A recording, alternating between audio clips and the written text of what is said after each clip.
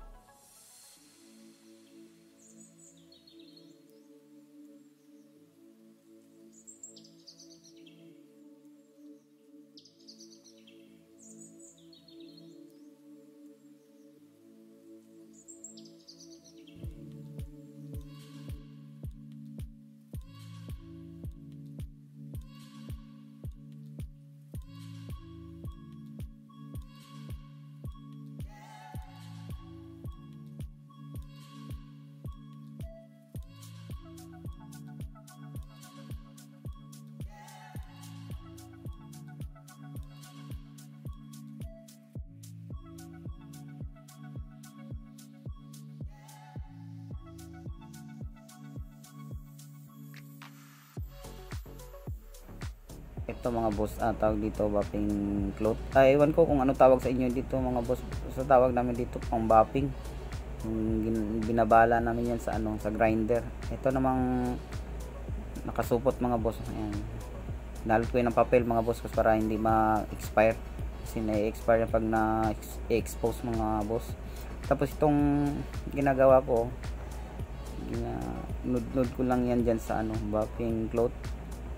Maraming nagbebenta nito mga boss sa Shopee kung gusto niyo bumili. Ayan. Ayang green ang kulay mga boss na parang sabon. Bapping soap tawag dyan. Marami na nagbebenta yan mga boss sa Shopee. Search nyo lang. Bapping soap. Tapos itong ginagawa ko, binabapping ko ng mga boss. Ayan, kita nyo kintab na mga boss. So, ang gagawin natin is elbow na lang yung stainless na exhaust na naman yung ating susunod na trabahuin. So prepare muna na tayo kasi yung bracket, ito yung bracket na paglalagyan ng pipe mamaya. Ito na yung motor natin mga boss. Yan, tansyahan na ito mga boss. Ayan, spot muna, huwag muna i-full weld kasi hindi pa man fix talaga. Ang ginawa ko naman dyan mga boss, tinatansya ko yung pipe tsaka yung standard exhaust nya kasi yung pinapalitan lang ng may-ari yung sa likod lang, kasi yung standard pa yung pabalik niya daw yung niya, yung standard lang daw niya, kaya wala pang budget, konti lang yung budget niya kaya yun lang muna yung pinapagawa niya sa akin. Bali ginagawaan ko muna siya dito ng yung niya, yung fix talaga doon sa may standard na pipe niya. Kasi yung dating standard pipe niya is siya, may singaw.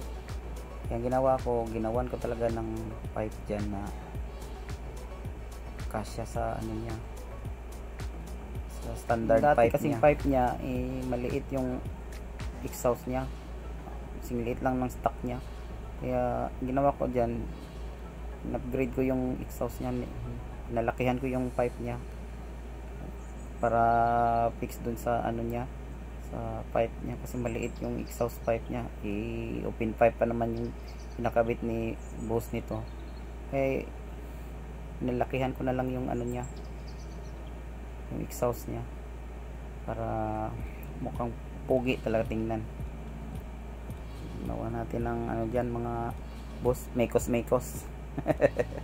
advice ko lang din sa inyo mga boss, mag-ingat din tayo mga boss, kasi dyan disgrasya yung kamay ko dyan na hiwa ng pipe, habi yung sugat ko, pero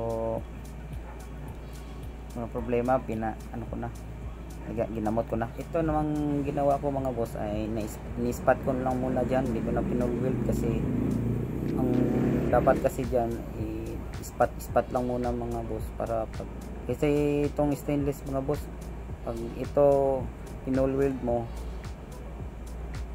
pag hindi mo na spotan, pag lagay mo ng setting, ang lakas kasi kasi nangyari dito mga boss, gumagalaw ito pagbalik, pagkabit mo hindi na papasok, hindi na yung mga butas, mga bolt, medyo medyo malayo na yung mga butas ng mga bolt at saka yung bracket. Ang ginagawa ko dyan, pag mag-setting ako, puro spot lang muna, para pag full welding ng mga boss, hindi na mahirapan pagbalik. Kasi itong stainless kasi mga boss, pag once na hindi mo to in-spot mo lang, kunti lang spot mo, gumagalaw to mga boss. Tapos pag ikabit mo na, hindi na yung mga butas. Ang ginawa ko dyan, pinol-weld ko na. Ayan. Katapos nyan mga boss, ito susunod na natin yung nilagay natin. Ito yung nilagay ko mga boss, sa sander. ano siya, sanding pad tawag dun. Number 60 mga boss. Ito yung ginagamit ko, 60, para madali lang anuhin, tanggalin yung mga pinol-weld na mga welding mga boss. Kaya ang ginagamit ko talaga is, pwede rin mga boss gamitan nyo ng 60 or 80, 120, pero itong pag stainless kasi mga boss, gusto ko madalian, ang ginagamit ko na lang is number 60 na sanding pad. Pero ingat din kayo mga boss ha, kasi tumatalsik yan, delikado pa yung mata nyo. So, ang ginagawa ko dyan, gamit talaga kayo ng goggles, ganyan, pag maglinis kayo. Tapos yung unang ginamit ko na liha mga boss is 120 na sanding pad, sandpaper pala mga boss, sandpaper. Tapos sunod ano na 400. Ang final touch niyan mga boss is 1,000. Pagkatapos niyan buffing na ulit, ayan, buffing.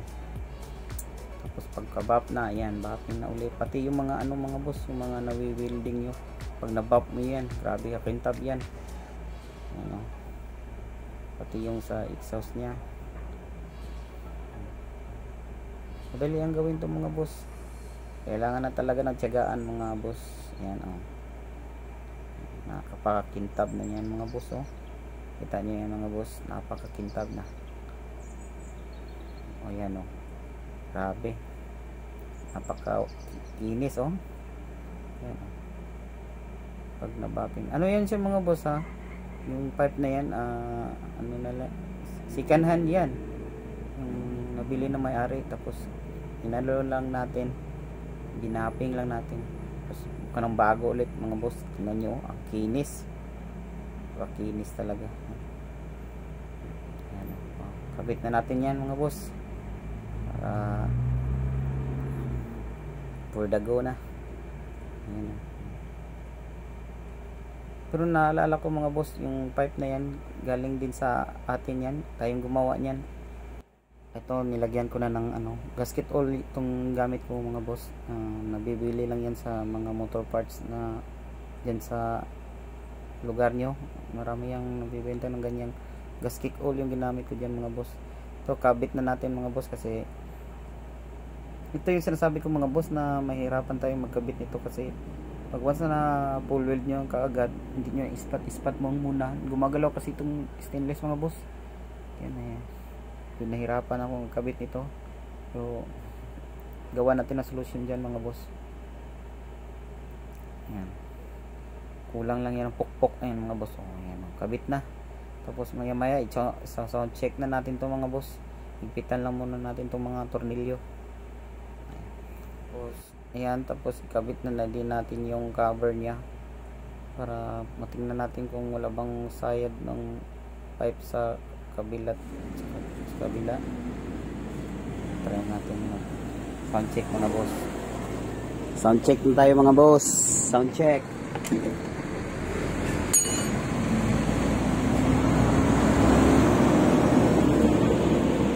Sound check.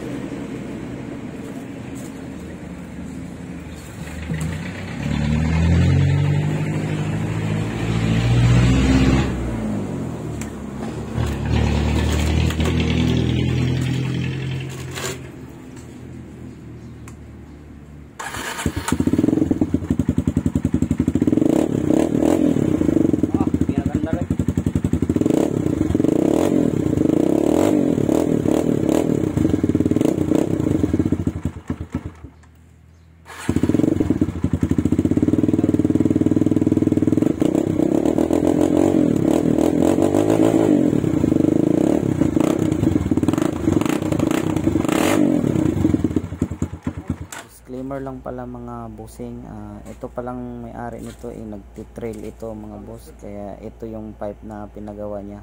Alam naman natin na itong pipe na ito mga boss, nako, ito yung paborito ng mga LTO mga boss, pero nagawa lang natin yung gusto ng customer natin mga bossing.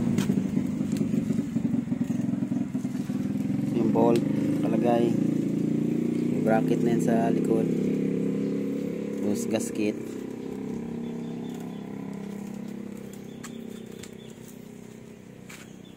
yung motor mga boss, Kawasaki KLX.